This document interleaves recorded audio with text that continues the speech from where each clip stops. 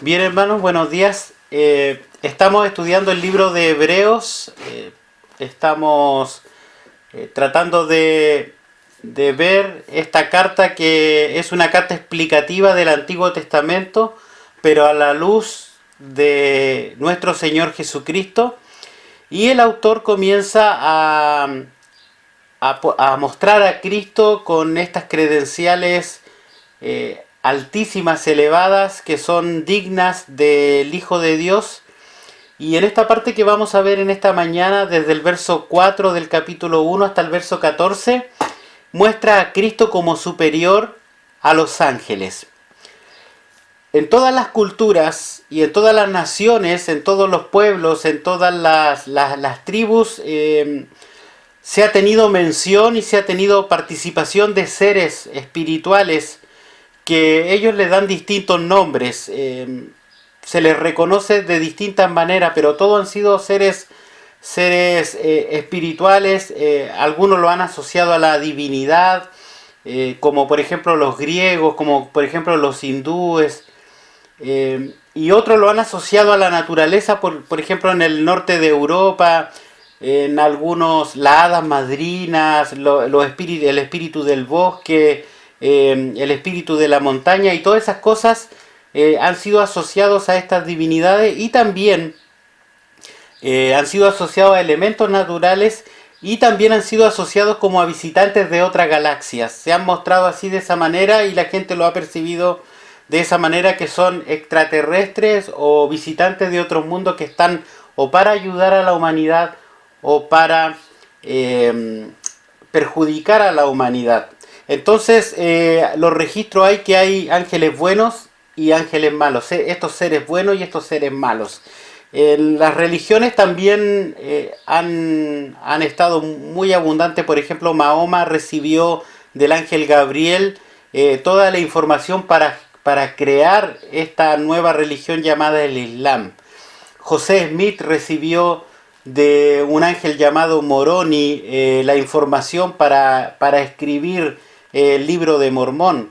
Y así, la Iglesia Católica ha hecho muchos escritos sobre esto de los ángeles. La tradición dice que hay un ángel de la guarda, y hay un ángel bueno y un ángel malo que va escribiendo, ¿cierto?, lo que uno está haciendo. Todo eso lo cuenta la tradición. Pero ¿qué son los ángeles? ¿Qué son los ángeles? Porque para los judíos los ángeles eran muy considerados, porque era un ministerio importante como servidores de Dios, y ellos así lo consideraban los judíos. Entonces el autor de los Hebreos aquí ahora nos menciona a nuestro Señor Jesucristo como superior a estos seres. ¿Y qué son los ángeles? Los ángeles son seres creados por Dios, según Salmo 148, del verso 2 al verso 5, nos dice que son seres creados por Él, son seres que Dios manda a alabar, y seres que están dentro de la creación. Por lo tanto, no son seres eternos, son seres que fueron creados en un determinado momento, y fueron creados con un propósito: alabar al Señor. Son seres espirituales, no tienen un cuerpo físico, pero pueden tomar forma humana. Son seres también invisibles, que no son vistos a nuestra realidad, sino que ellos están en otra dimensión. Son numerosos según la Biblia. En muchos pasajes se muestran estas huestes celestiales innumerables, que no se pueden contar. Son seres con personalidad, es decir, tienen inteligencia. El que se le presentó a Daniel, ahí en Daniel 9:21, Gabriel, ¿cierto?, le hace entender a Daniel, le explica. Por lo tanto, es un ser inteligente. Son seres que tienen emociones, ellos se gozan. Ahí en Lucas capítulo 2, versos 10 al 13, ellos dan una nueva de gran gozo a la humanidad. Y cuando dan esta nueva, ellos alaban al Señor diciendo: gloria a Dios en las alturas, y buena voluntad para con los hombres. Entonces son seres que tienen inteligencia, que tienen emociones, y también tienen voluntad. Mire lo que dice Judas capítulo 6.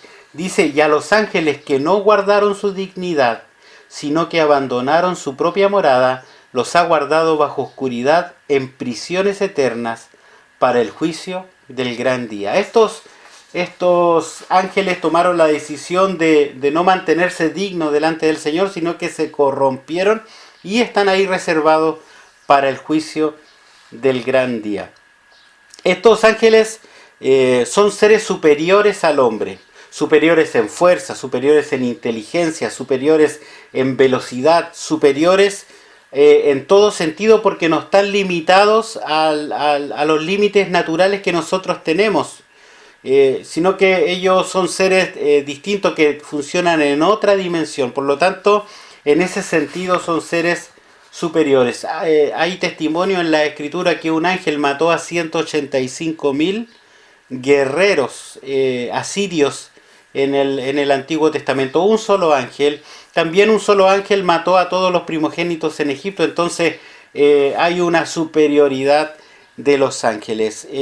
Fueron creados con autoridad y con rangos distintos en funciones de servicio. Por ejemplo, hay arcángeles, querubines, serafines, seres vivientes, gobernadores, principados, potestades y tronos, como dice Efesios capítulo 6. Hay huestes celestiales, ahí pertenecen allí al servicio de Dios. Fueron creados santos y puros en un inicio, pero un tercio siguió a Satanás. La tercera parte del cielo siguió a Satanás, que era un querubín protector, se corrompió y se convirtió en el enemigo de Dios. Eso lo dice Isaías capítulo 14 y también Ezequiel 28 narra estos dos textos narran esta corrupción de este ser. La Biblia los identifica a estos ángeles que siguieron a Satanás como ángeles caídos, como demonios, como espíritu inmundo y como espíritus engañadores. ¿Ya? Los ángeles están presentes desde el principio en la Escritura.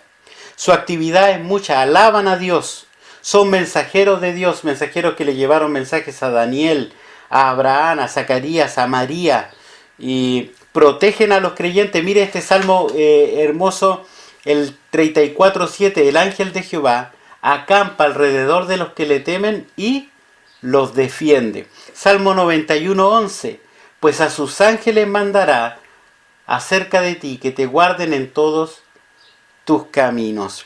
Consuelan a los creyentes. A Pablo en Hechos capítulo 27 vino un ángel de Dios y lo consoló allí en la cárcel y le dijo, Pablo, no temas, el Señor te va a hacer llevar a Roma y el Señor te ha concedido también a todos los que viajan contigo. O sea, ninguno de ellos va a perecer. Lo consoló allí. Y hay un versículo que me llamó mucho la atención que aparece en Lucas 16, verso 22. Dice, aconteció que murió el mendigo y fue llevado por los ángeles al seno de Abraham.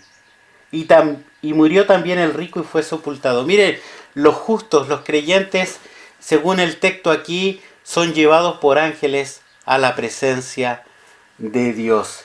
Los ministerios de los ángeles con los que no creyentes son de juicio. Ellos ejecutaron el juicio contra Sodoma y Gomorra, ejecutaron el juicio contra Egipto y juzgarán el mundo según Apocalipsis capítulo 7 hasta el capítulo 20.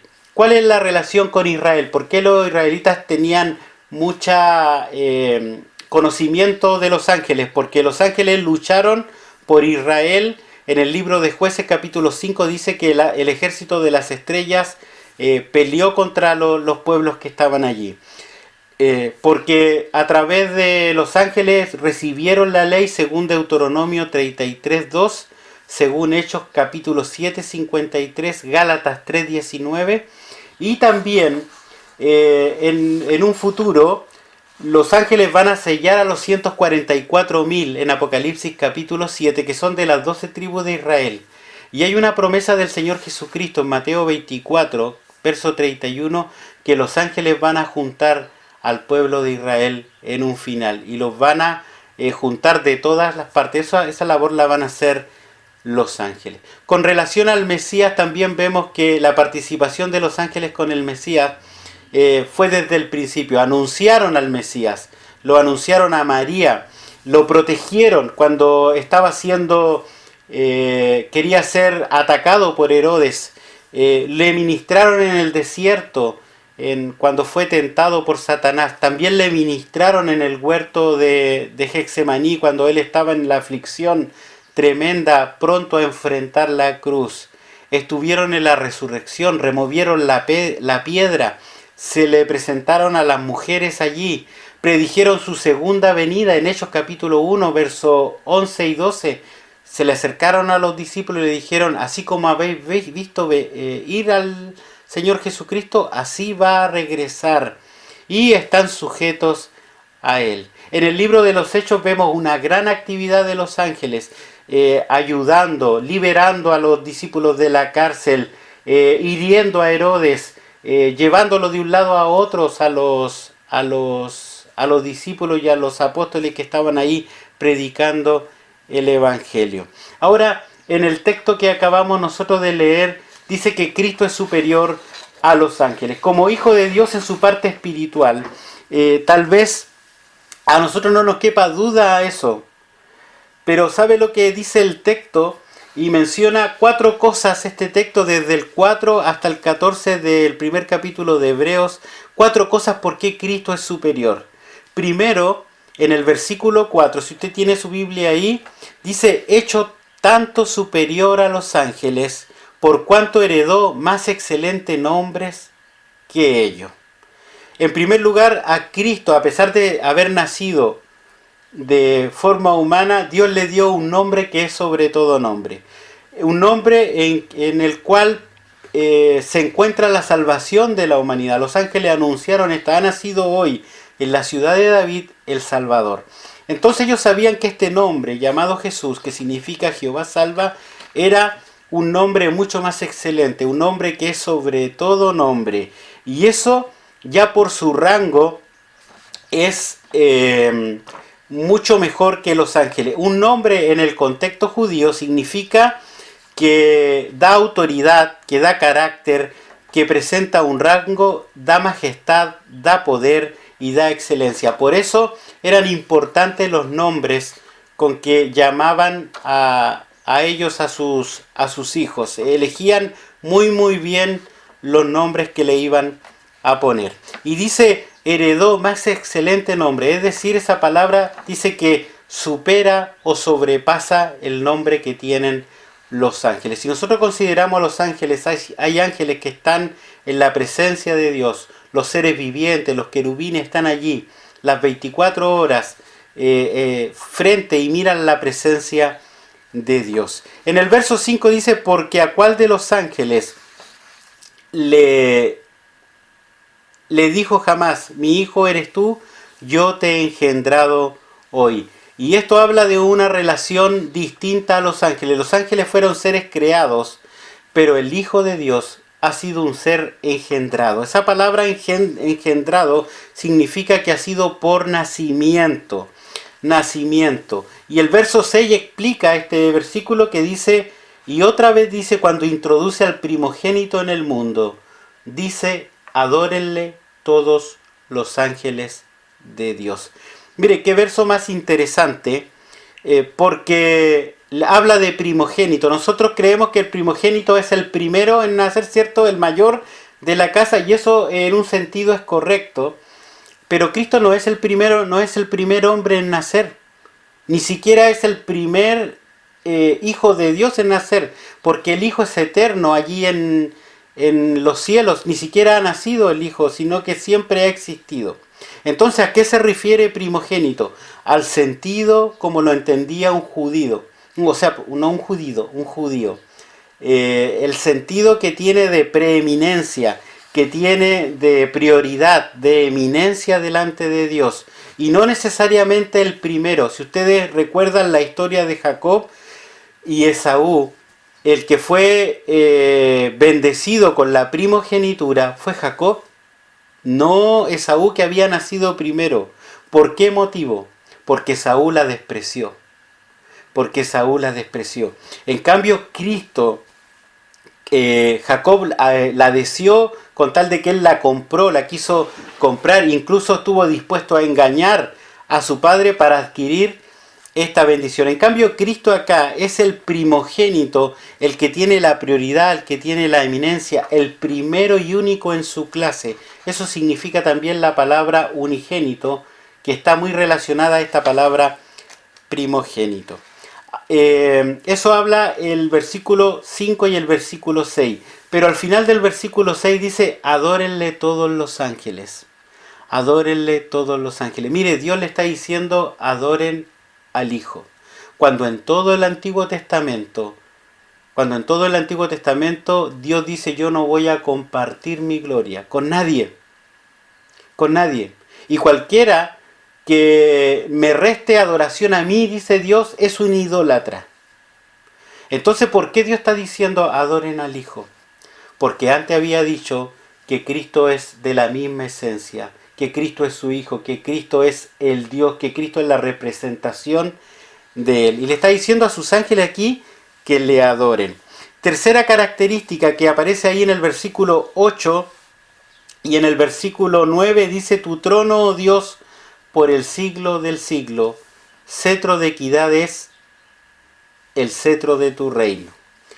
El Hijo tiene un reino eterno, cosa que no tienen los ángeles, a pesar de que se menciona que los ángeles tienen tronos y tienen dominios, pero el reino del Hijo es un reino eterno. Además dice que el reino del Hijo tiene un cetro de equidad, y dice ahí el versículo 9, has amado la justicia y aborrecido la maldad, por lo cual te ungió Dios, el Dios tuyo, con óleo de alegría más que a tus compañeros. Hermanos, si hacemos una comparación con Satanás, nuestro Señor Jesucristo con Satanás, él en Isaías 14 fue creado, dice que, y también Ezequiel 28, dice que él fue creado perfecto, que hubo música el día en que él fue creado, los tamboriles sonaron, era el sello de la creación, este ser querubín protector.